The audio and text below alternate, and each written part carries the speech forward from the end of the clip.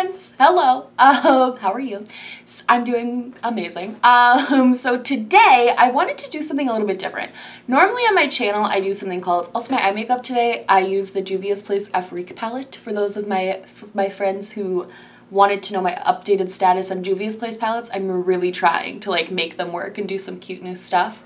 So yeah, we're doing that. I've been loving them actually. Now that I've been like putting in more effort to using them, I've really been liking them.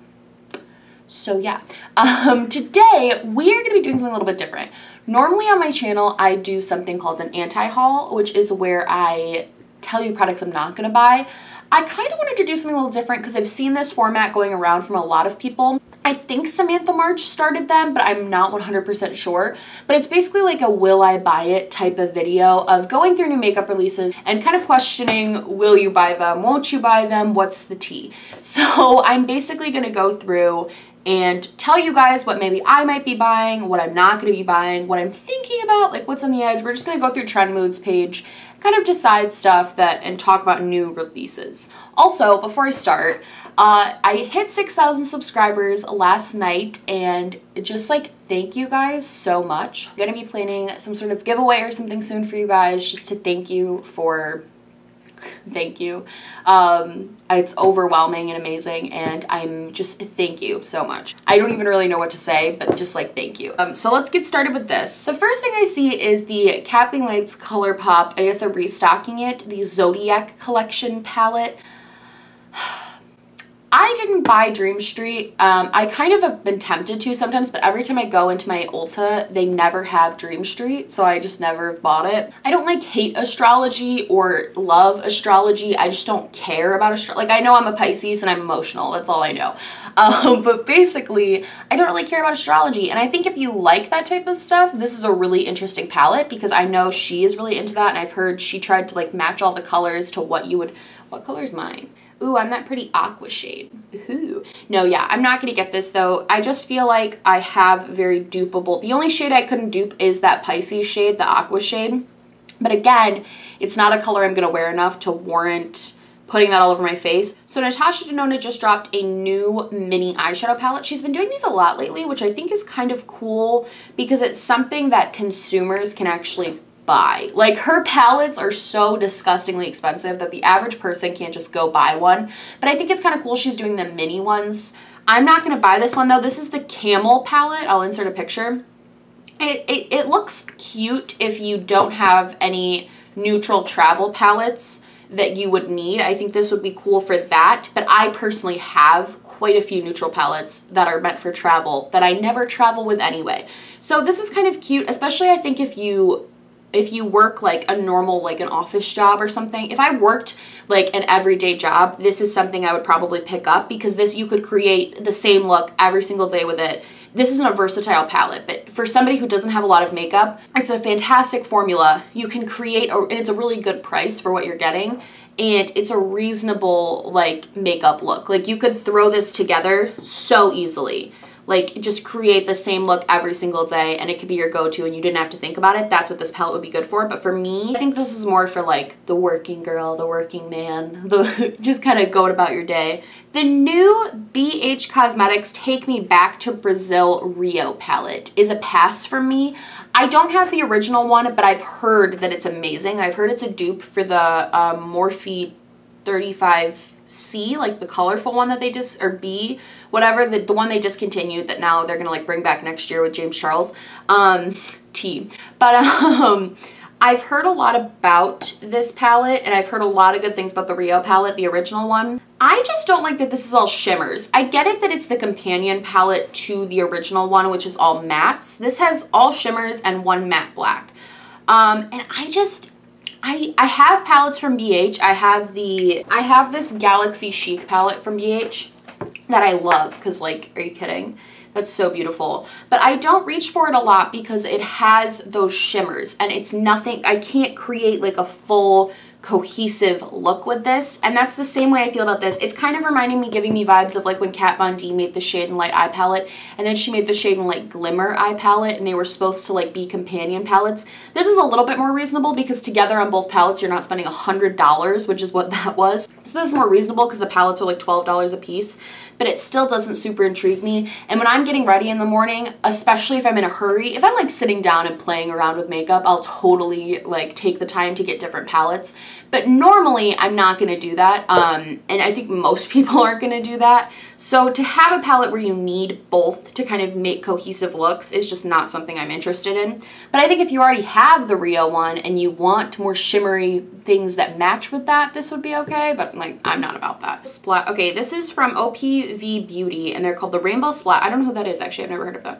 Rainbow Splash palette. And it is 29 pounds, which I don't know how much that is for like USD dollars. This is an interesting palette. I actually might look into getting this. This is a really interesting palette. This is all my genuine first impressions, by the way. I haven't looked in Trendme's page in a while. I actually might look into getting this. I like this because they called it a Rainbow Splash palette, but it's not just rainbow colors. And it looks like there's a variety of different finishes from metallic to shimmer to matte, which is really cool. And the palette itself looks cute. Yeah, this actually looks really interesting to me. I might look more into this. I don't know how it would be getting it here because of like custom fees and stuff, because obviously this is a UK brand. But this palette is something very different and very interesting. A lot of these colors, like this, there's like a metallic lilac shade, a metallic like mint green shade, a lot of really pretty matte pinks and purples and blues, a lot of really interesting colors here. And I would definitely consider looking into this one. I think this is a really interesting palette. Not something I've seen before a lot. Our girl Kylie came out with a new palette and it's her 21st birthday collection, I think. Which, as I've already made this critique of Kylie, but like every holiday does not warrant a collection, okay? So I'm already kind of like, okay. But it's her birthday collection and basically this palette, everybody's kind of freaking out because it's a different format than she normally does, which that is cool. She's branching out and doing different looks of palettes and different types. Like that's kind of neat. But this palette just looks like the Urban Decay Born to Run palette. I'm not sure how much it is. Okay, this palette is $65. $65. And I think the Born to Run palette was cheaper, and I wasn't a fan of the Born to Run either. I think people are freaking out because of the pinks and purples, but I really think a new sort of thing is happening where purple palettes are just becoming the new warm toned palette. I'm seeing just a lot of purple lately and I'm okay with it because like that's fun. We've been asking for something other than warm tones. So you're giving us something other than warm tones, which is nice. But I'm kind of now just seeing way too many purple palettes. And this to me just looks like a purple and pink palette with some warm tones thrown in. So it's, to me it doesn't look like anything special and I don't buy from Kylie anyway. So it's just, I'm out. Okay, so Fenty Beauty is coming out with a new highlighter that is silver. And it's not even just like a silver, it's literally silver.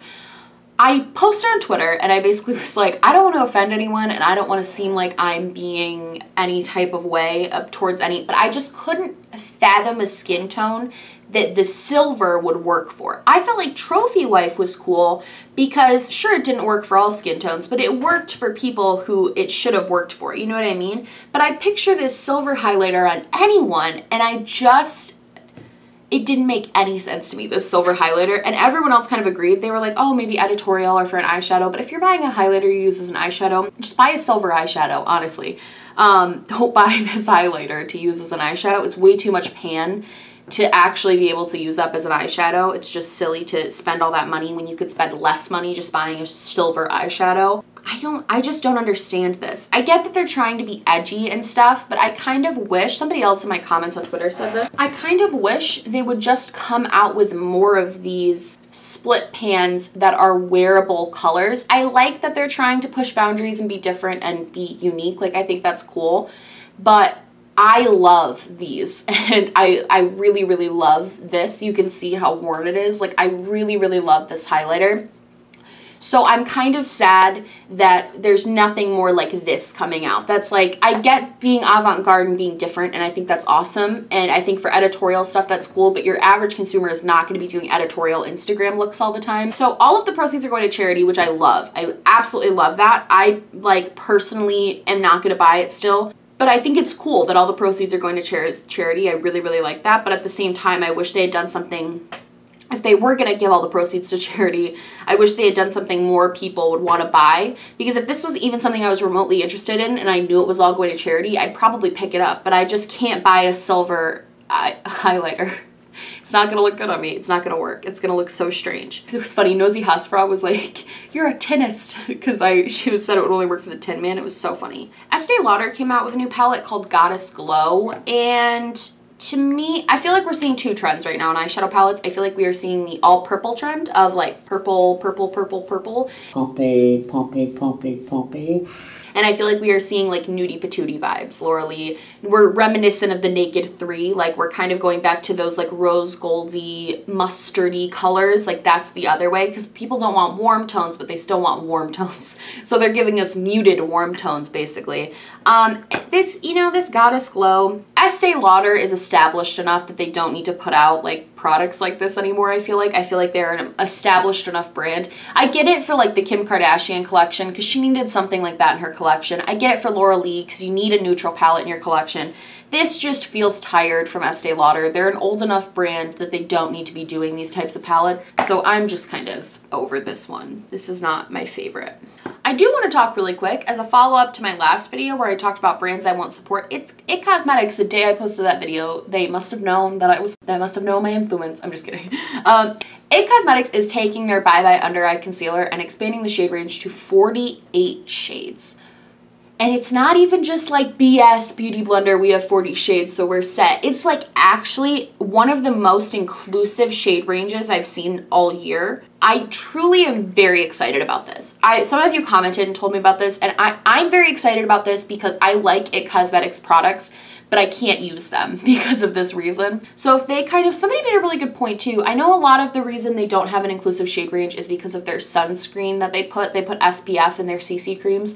Somebody was like, why don't they just make a sunscreen that goes under your skin and then they can expand their shade ranges to actually fit all skin tones and be more inclusive. And I was like, you know what? That's a fantastic idea. So that's kind of what I would like to see from IT Cosmetics. Come out with a sunscreen or a sun skin line and then make products that everyone can use, because like I understand that, because I don't understand. Just figure it out. Like it's not that difficult. I don't know. It's not that difficult. But I am very happy that they came out with this shade range, and I really, really hope they expand that to the rest of their collection, like 100%. Colored Rain just came out with a bunch of new singles, and you can buy the entire bundle, I think, in a magnetic palette for $55. I am definitely buying this. I love my Queen of Hearts palette so much. I have these colors and they are just like kind of a rainbow colors. But I just love Colored Rain's formula, and I love their matte formula, and I've seen kind of videos and tutorials with these and they look so stunningly beautiful. So this is something I am gonna buy, like 100%. I know $55 is a little pricey, but I think it's worth it. I've said this before, I think the quality of Colored Rain is so good that I definitely think these are worth it. I really, really am excited about these. I wish Smashbox would just stop coming out with these cover shot eyeshadow palettes, because I have yet to meet a person on YouTube or in real life who actually likes these cover shot palettes. They're the little mini ones with like a couple of shades, or I've yet to meet a person who actually likes these palettes and who doesn't like get rid of them, or they just collect dust. I've never seen somebody rave about these palettes, and I kind of wish they would move on to something else. I feel like their Smashbox is really, really trying to make this happen and really, really trying to push it, and it's just not happening. So I'm definitely skipping this one because, oh my god, I wish they would. They're like trying to make fetch happen, and it's just, they're trying to make fetch happen, and it's just not happening. The final thing I want to talk about is the L'Oreal Paris collab with Camila Cabello. First of all, the packaging is really cute. It's like they really did a good job with packaging. The blues with the flowers, it's very Havana inspired. It's obviously inspired by her song Havana. I actually saw her live when I went to Taylor Swift and thought she was pretty good live, but it was so funny because right before, famous people always do this when they're like, if you know this one, sing along, and then it's like their most popular song. So it's like, obviously we knew that, Camilla. I think I'm gonna wait for reviews to maybe pick up this collection. I haven't seen any yet, but I'd be interested to see some reviews first, because I have not had a great experience with L'Oreal products. I don't love most of them. Never tried their lipsticks, but I haven't loved a lot of the stuff I tried. So I'd be interested in trying, like seeing what other people have to say about it and then trying it, because the packaging is cute and the price is right for these products.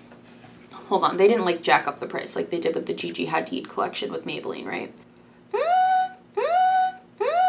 You know, It's a little pricey. I'm not even gonna lie. How much are those foiled shadows? This is a little bit pricey. I'm not gonna lie. For the bronzer, it's like $14. The eyeshadows are $10. That's a little bit pricey, I feel, for a drugstore. Am I crazy? I don't know. I feel like drugstore makeup has been getting progressively more and more expensive, and it's a shame because the reason drugstore makeup is so good is because the prices are so low. I would rather have like a little bit less cooler packaging and have something that's way cheaper, or have something that's not a collaboration with a famous person and have it be cheaper than have them trying to act like they're prestige brands. Maybe that's just me, but yeah, that's kind of where I'm at with that. I'm not loving that. This is just me talking about stuff. Will we get it? Let me know down below new releases that you guys are excited by, or new releases that you guys are like, okay, like we're over it. Down below. I love you guys so much. If you like this video, please like and subscribe, or just like, or just subscribe, or do neither. I'm honestly just so happy you're watching me. Follow me on Twitter, Instagram, Facebook. I don't have Facebook listed. Follow me on all of my social medias down below. I'll have everything that I'm wearing on my face linked down below, along with my Patreon. And yeah, you guys can check all of that out. I love you guys, and I will see you in the next one. Bye!